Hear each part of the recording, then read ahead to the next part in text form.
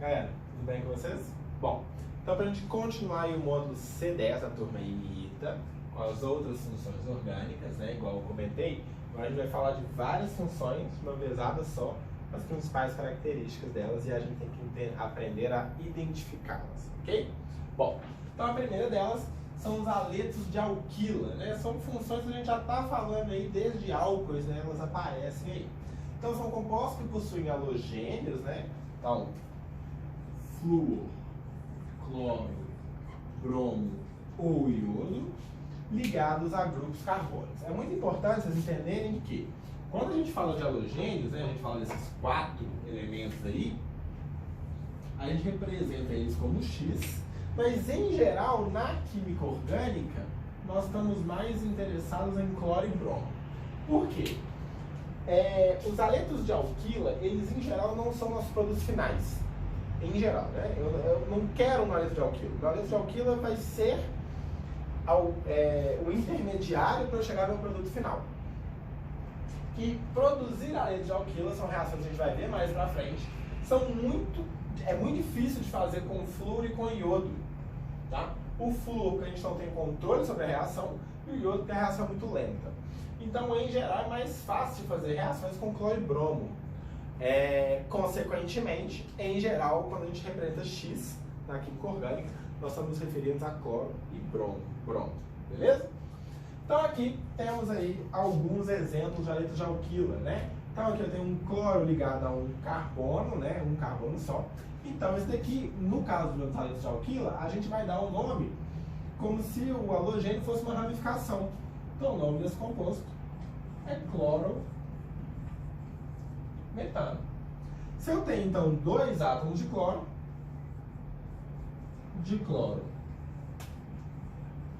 metano, e 3 átomos de cloro, triclorometano. Podemos também dar os nomes usuais, que é igual no caso das aminas, dar isso aqui como nome principal e o resto como ramificação. Então isso aqui seria o cloreto de metila. No caso dessa ramificação daqui, a ramificação seria um CH2. Então esse aqui é o cloreto de metileno.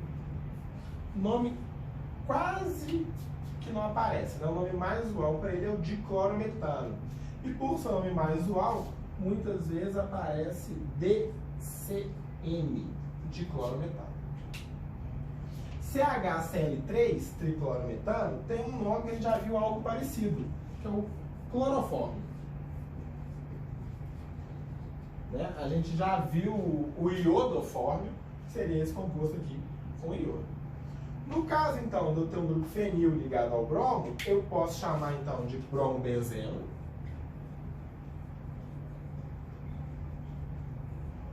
Ou posso chamar de brometo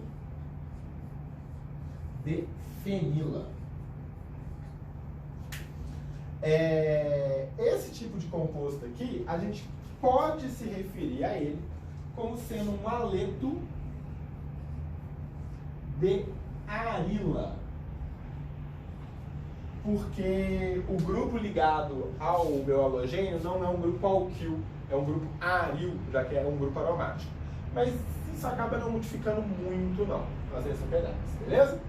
Bom, no caso de ter mais de um halogênio ligado, esse tipo de nomenclatura, cloreto de metila, cloreto de metileno, brometo de fenila, não faz mais sentido. Então a gente tem que não usar a nomenclatura usual mesmo. Então aqui temos que começar a numerar do lado direito, né? Então aqui carbono 1, carbono 2, carbono 3, carbono 4, carbono 5. O bromo tem que vir primeiro, antes do cloro, por conta de ordem alfabética. Então o nome desse composto é 2-bromo, 3,3 de cloro, pentano. Atenção à ramificação flúor, né? Quando você tem o flúor. No caso de ter um átomo de flúor ligado, a ramificação utilizada não é flúor, né? Igual aqui é bromo, aqui é cloro, é fluoro, tá? tem que colocar esse O aí no final. Parece muito pouco, mas essa é a nomenclatura correta. Continuando ainda aí na área dos halogênios, tem os aletos de acila, né? São derivados halogenados de ácidos carboxílicos. Então eles têm essa representação aqui, né? R, C duplo O, X, lembrando que X pode ser qualquer um dos quatro, mas especialmente cloro e brom. Esse grupo daqui é o grupo acil. A gente já viu esse grupo aqui lá nos ésteres, quando eu falei que os óleos e gorduras são triacilglicerídeos, ou triacilgliceróis, né? Triacil porque tem esses três grupos aqui ligados no derivado da glicerina. Em termos de nomenclatura, é bem parecido, só que a gente usa a nomenclatura do usual, né? Da CEL oficial, que é esse caso aqui. Então, esse caso aqui ficaria cloreto de 2 átomos de carbono et, ok? Etan, ligação de síntese, só que o término é oíla. Então, esse aqui é o cloreto de etanoíla. Então, terminou em oíla, é para vocês saberem que é um aleto de acila. Cloreto de etanoíla, brometo de benzoíla, propanoíla, ok? Terminou assim, aleto de acila. Os aletos de acila, ainda mais do que os aletos de alquila, são intermediários. Por quê? Os aletos de acila, eles são extremamente reativos. Esse tipo de composto aqui viu umidade do ar, reagiu, tá? Então, eles não são produtos finais, eles são intermediários. Como a gente sintetiza os aletos de acila? Em geral, cloretos são os mais comuns. Tem 3 rotas sintéticas. A gente reage eles com cloreto de tionila, então esse aqui é cloreto de tionila, e aí a gente tem a produção do aleto de acila, SO2 mais HCl. Podemos reagir aí também com PCl3 ou PCl5. Passando esse último aqui, com PCl5 vou produzir o meu cloreto de acila, HCl, e ele para aqui nesse POCl3, ok? No caso do PCl3, ele vai produzir o meu aleto de acila, só que ele vai produzir o ácido fosforoso. Essa reação daqui é 3 desse para 1 desse, formando 3 desse e 1 desse. Então, é muito comum a gente pensar que, pô, o PCl5 tem mais cloro, então vai ser mais efetivo ele reagir com o ácido carboxílico para formar o meu aleto de acila. Não, tá? O PCl5, ele para esse intermediário aqui que é estável. Isso aqui não reage mais, não. O PCl3 não. O PCl3 ele consegue reagir com 3 moléculas de ácido carboxílico. Então, em termos de rendimento por mol, né, esse daqui é a melhor síntese. O problema é que PCl3 é mais reativo que PCl5. Então, é mais difícil a gente obter o PCl3 ou manter PCl3 no nosso laboratório do que o PCl5, né? O PCl3 é facilmente oxidado para POCl3. Beleza? Bom, e o fato dos aletos de acila serem extremamente reativos é muito importante em síntese orgânica, porque é muito mais fácil fazer todas as reações que nós vimos até agora com ácidos carboxílicos, ou seja, esterificação e formação de amida, com os aletos de acila. Exemplo clássico é a esterificação. Então, o que vai acontecer na esterificação, ou seja, a formação de um éster, com o aleto de acila? Repare, então, que aqui eu não estou chamando de esterificação de Fischer, né? Porque a esterificação de Fischer é aquela clássica em meio ácido, com ácido carboxílico e álcool ou fenol. Então, o que vai acontecer? Primeiro passo aqui, ataque nucleofílico da hidroxila de um álcool ou de um fenol a carbonila. Né? Então, temos R1C O menos Cl O H R2, beleza? Bom, e aqui, esse caso aqui é aquele intermediário tetraédrico instável.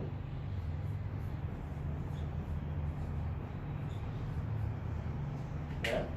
Então ele vai sair daquele ponto ali. E por que que isso aqui é bom pra gente? Esse grupo daqui, ó, o CL, ele já é um bom grupo abandonador.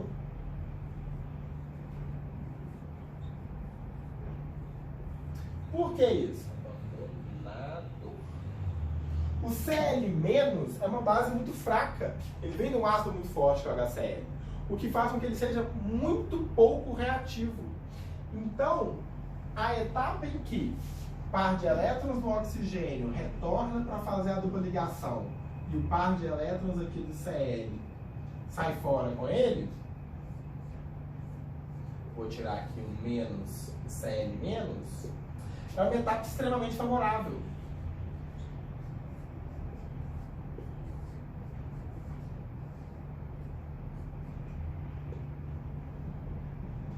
Né? Esse oxigênio está positivo, aí alguém vem cá e tira esse H+ ali, né? E eu tenho o meu éster.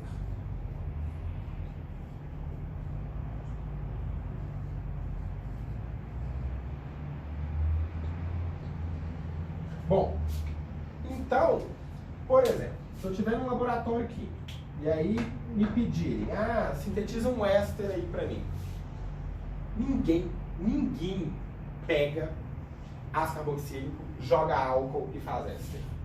É muito mais rápido, rendimentos muito melhores, se você pega o seu ácido carboxílico, sintetiza um cloreto de acila, pega o seu cloreto de acila e reage com álcool. Por quê? O fato de Cl- ser uma base fraca o torna um excelente grupo abandonador, o que favorece esse equilíbrio aí, principalmente a segunda etapa, no sentido direto ali, da perda desse Cl-.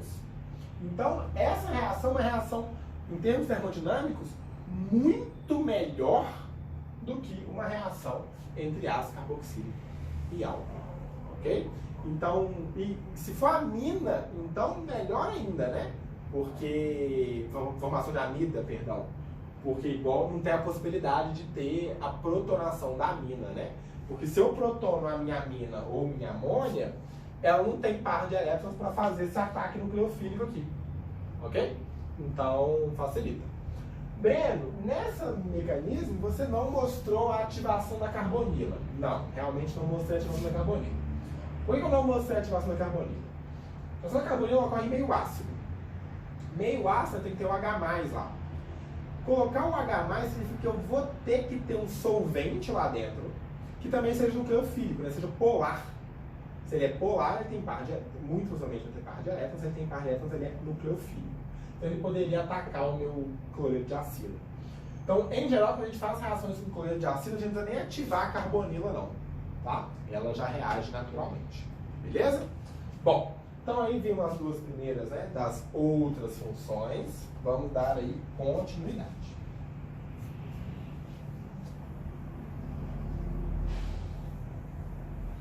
Nossa próxima função são os nitrocompostos.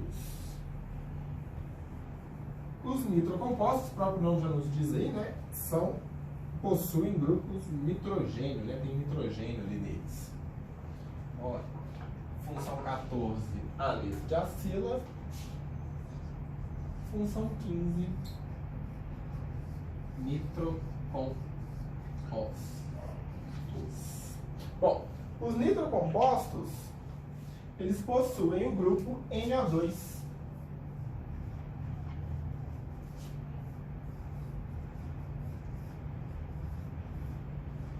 Relembrando, né, o grupo NO2 tem uma dupla ligação com o oxigênio e uma ligação coordenada com outro oxigênio, né?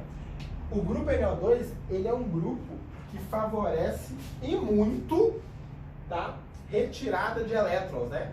Por quê? São 3 elementos dos mais eletronegativos da tabela periódica. Então, quando você tem um grupo nitro próximo, você já pode pensar em uma possível reação de substituição nucleofílica próxima a ele. Porque ele vai deixar os carbonos ali próximos a ele positivos e, consequentemente, susceptíveis a ataques nucleofílicos. Bom, Então vamos aí dar alguns exemplos, né? CH3NO2 é um dos exemplos. E o exemplo mais clássico aí de nitrocompostos é um anel benzênico com um grupo metil e 3 grupos NO2 ligados neles. Bom, nesse caso daqui, nós também vamos dar a nomenclatura como se o grupo nitro fosse uma ramificação. Então, nomenclatura nitrometano.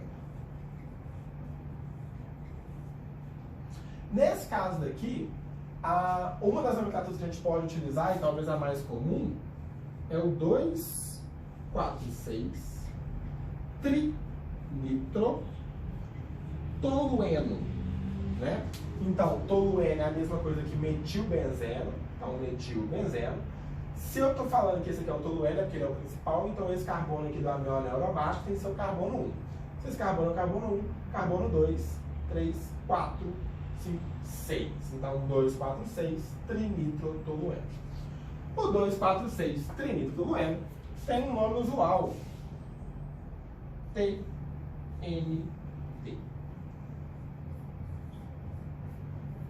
Né? Então, um dos explosivos aí mais utilizados no mundo. O nitrometano ele pode ser utilizado como aditivo, tá? Em combustíveis de combustão interna, tipo combustíveis a gasolina e álcool, tá? Por que isso? Porque os compostos, os nitrocompostos, né, têm essa propriedade. O fato de eu ter dentro dele o grupo NO2 faz com que os nitrocompostos sejam ricos em oxigênio. Isso faz com que a necessidade de oxigênio externo para eu ter uma combustão completa seja menor. Consequentemente, a chance da combustão completa ocorrer é maior. Além disso, eu tenho nitrogênio. O nitrogênio, quando eu faço uma combustão com compostos nitrogenados, em geral forma-se nitrogênio gasoso, N2. A ligação N-tripla-N, ela tem uma energia aí de 930 e pouco, se não me falha a memória, quilojoules por mol, ou seja, ela é extremamente energética, além do que ele é um gás, né, nas condições na CNTP. Isso faz com que eu libere muita energia, como vou formar uma N-tripla-N, e eu tenha mais produção de gás ainda, né, ou seja, expanda. Então, grupos nitro tendem a formar compostos que têm as características de serem explosivos, tá? Isso ocorre até mesmo em compostos inorgânicos. Nitrato de sódio, nitrato de potássio, né, que são os salitres do Chile, são compostos presentes na pólvora, né? Pólvora é feita de salitre, TNT, carvão e enxofre, ok? Além disso, tem uma observação importante aqui, que é a nitroglicerina. Nitroglicerina é um nitrato orgânico.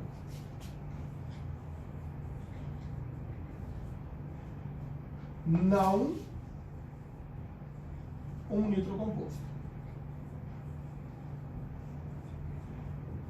Mas essa minha definição ali de nitrato orgânico, eu nem vou colocar isso como outra função para vocês não, ela não faz assim, né, quimicamente falando, tanto sentido assim, porque a gente sintetiza eles da mesma maneira, nós vamos ver isso mais para frente, a síntese de nitrocompostos, e eles têm propriedades muito semelhantes, né? Então, olha aqui, seria a glicerina, né, 1, 2, 3, aí se a gente troca esses NO2 tudo aqui por H, vira glicerina. Só quero chamar de nitrato orgânico porque o grupo presente na nitroglicerina é o ONO2, não simplesmente NO2, tá? Mas assim como os nitrocompostos, extremamente explosivos e são sintetizados da mesma maneira, que é utilizando uma mistura de ácido nítrico e ácido sulfúrico, ok? Então, se aparecer aí como nitrocomposto, nitroglicerina, não tem problema não. O que já apareceu na prova aí, do ITA, foi pedindo explosivos que eram sintetizados pelo método de nitração, que é esse método de ácido sulfúrico e ácido nítrico. E a nitroglicerina se encaixa nesse caso aí, ok? Bom, então esse foi o composto. Vamos então aqui agora para o anidrido orgânico.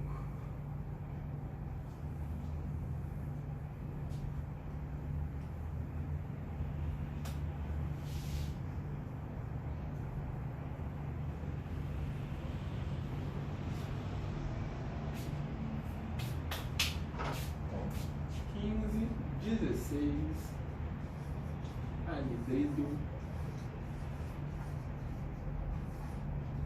orgânico. Os anidridos orgânicos são formados pela desidratação de ácidos carboxílicos.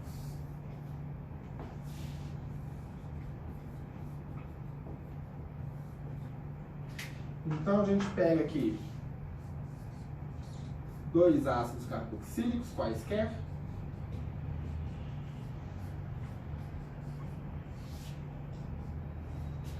reage eles com um agente desidratante. Em geral, o agente desidratante mais comum para a síntese de anidridos é o P2O5.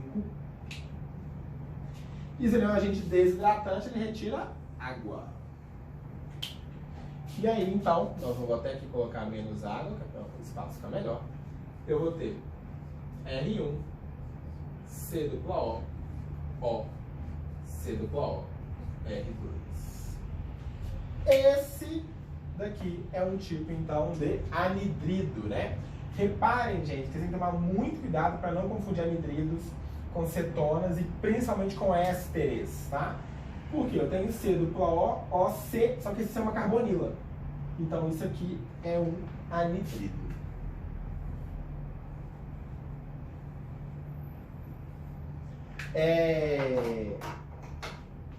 Cuidado, gente, também, né? Quando a gente vai sintetizar anidrido, é aquele mesmo esquema da síntese de alcanos, que a gente viu lá nas primeiras aulas online que a gente teve, né? Se eu pego dois ácidos carboxílicos distintos e faço a reação, eu vou ter um reagindo com um, dois reagindo com dois e um reagindo com dois. Então, nós vamos ter uma mistura de anidridos formados. Então, esse tipo de síntese daqui, o melhor a ser feito é você utilizar compostos iguais. Ou, o que você pode fazer? Utilizar um ácido carboxílico e o outro cloreto de acila. Porque aí o OH do ácido carboxílico ataca o cloreto de acila, sai o cloreto e eu formo o éster, o anidrido mais facilmente. Ok? Bom, nomenclatura, super tranquilo. Baseada no nome do ácido de origem. Então aqui, por exemplo, né, o ácido que deu origem é o ácido etanóico, então esse aqui é o anidrido.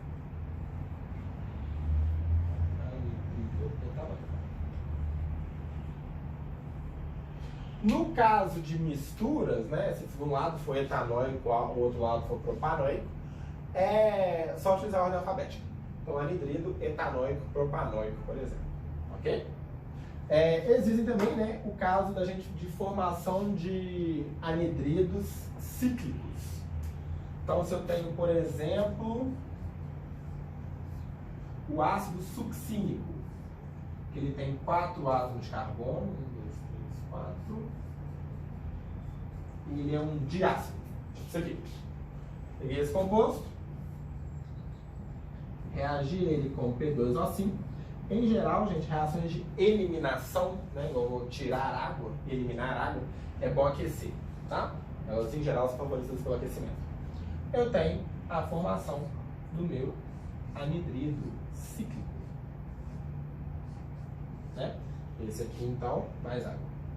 Vou colocar um água aqui. Esse aqui, então, é chamado de anidrido succínico.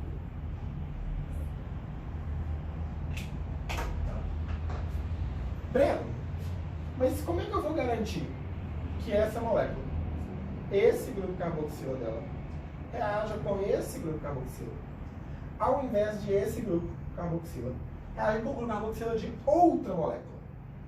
Entendeu? Ou seja, como é que eu vou fazer uma reação intramolecular ao invés de fazer uma reação intermolecular? Ou seja, em vez dessa aqui reagir com outra, ele vai reagir com ela mesma. Existem alguns macetes, que é o seguinte. É se você fazer essa reação num solvente, que não vai interferir, né? Então, sei lá, benzeno. Benzeno é péssimo porque ele é tóxico. Tolueno, por exemplo, é um bom solvente. Não vai desprotonar porque ele é apolar, não vai reagir com isso porque tolueno é inerte, né? Um hidrocarboneto. O ponto de ebulição do tolueno é 110 graus, então também não vai afetar muito aqui. E tolueno é ótimo para esse tipo de reação. Beleza. Faço a reação de tolueno. Se eu faço uma reação com isso aqui muito concentrado, a chance é dessa molécula colidir com outra molécula. Beleza? Mas se eu faço muito diluído, a chance dela lá andando no meio do meu solvente encontrar outra molécula diminui. Então eu aumento a chance dela reagir com ela mesma. Então, macete aí para vocês. Se eu quiser favorecer uma reação intramolecular, eu faço uma reação em meio diluído. Se eu quiser favorecer uma reação intermolecular, eu faço uma reação em meio concentrado. Obviamente, gente, se a reação for ela com ela mesma, né? Beleza? Bom, então a anidrida orgânica já foi. Vamos agora para as nitrilas e isonitrilas.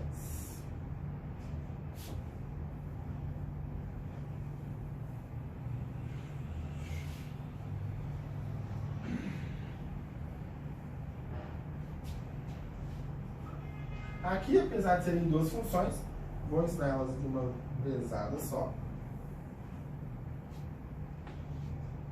Porque isonitrila cai... Nitrila já não cai muito, isonitrila cai menos ainda.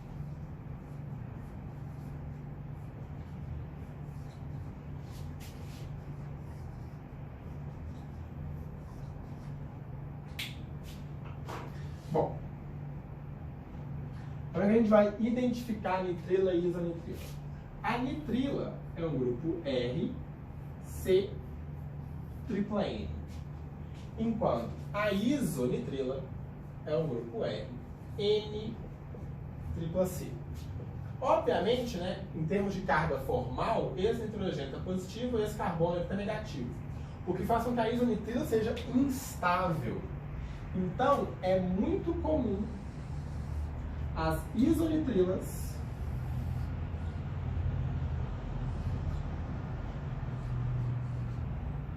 se converterem rapidamente e exotermicamente em nitrilas, né? Bom, então aqui é uma reação espontânea e com baixa energia de ativação. Novamente, gente, ninguém usa muito isonitrila para nada, não, tá? Nitrila a gente até usa aí com uma certa frequência. A nitrila mais comum é essa daqui, ó. CH3C'-N. O nome correto dela, né, seria etanonitrila.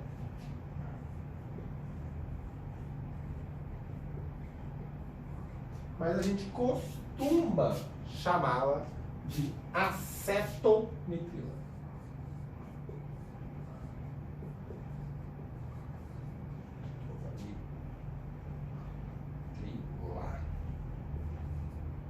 Beleza?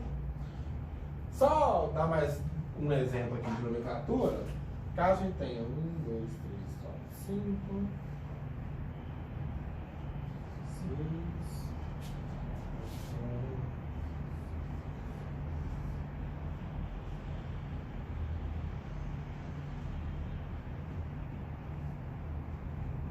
Bom, naqueles dois casos ali, né, são moléculas muito parecidas, uma é uma nitrila, a outra é uma isonitrila. A nomenclatura oficial aqui, 1, 2, 3, 4, 5, 6, esse carbono conta, então é a hexanonitrila. Nesse caso daqui, 1, 2, 3, 4, 5, esse carbono não conta, porque ele vem depois do nitrogênio. Então essa molécula daqui é a pentanoisonitrila. Só que ninguém usa muito essa nomenclatura, principalmente para isonitrila, né? Igual eu já falei, ela é muito instável. Esse tipo de composto aqui a gente pode chamar de cianeto de pentila. Né? Então olha aqui, cianeto, grupo C-tripla-N. E aí, 1, 2, 3, 4, 5 carbonos. Então, cianeto de pentila. E nesse caso é o isocianeto de pentila, do mesmo jeito.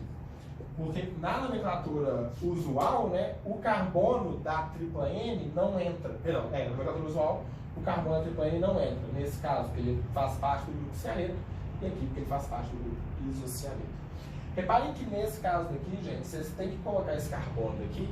Se vocês só colocam a tripla ligação, dá a entender que eu tenho um carbono e um hidrogênio. Beleza? Então, cuidado aí com esse tipo de